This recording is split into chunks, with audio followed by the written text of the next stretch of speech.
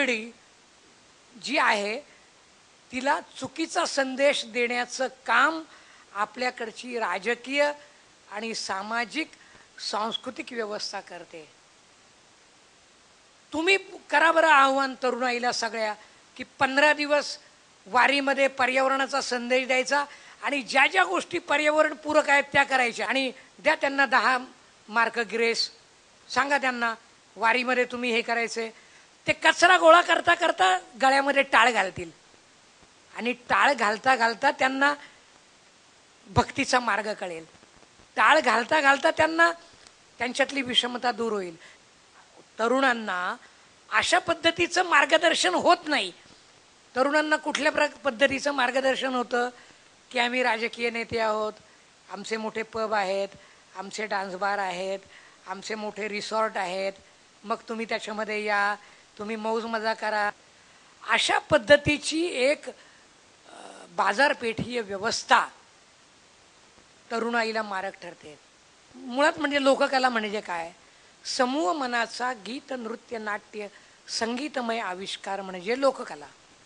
लोककला या लोकांसाठी लोकांतून लोकांनी निर्माण केलेल्या असतात आणि मौखिकता हे लोककलांचं सामर्थ्य असतं. आणि या लोककलांमध्ये काय असतं की सोशल विजडम असतं, सामूहिक शहाणपण असतं आणि ह्या सामूहिक शहाणपणाचं निर्वहन पिढ्यानपिढ्या होतं.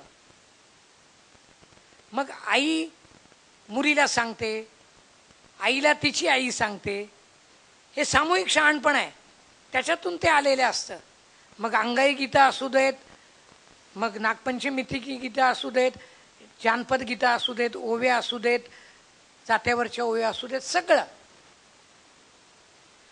लोककला हे लोकसाहित्याचं एक अविभाज्य अंग आहे आणि लोकसाहित्य हे मानववंशशास्त्राची एक अतिशय महत्त्वपूर्ण शाखा आहे अँथ्रोपॉलॉजीची. आणि लोकसाहित्य जे आहे, आपल्याला असं वाटतं की लोकसाहित्य म्हणजे ग्रामीण, आपल्याला असं वाटतं लोकसाहित्य म्हणजे अर्धनागर किंवा निरक्षर लोकांचं.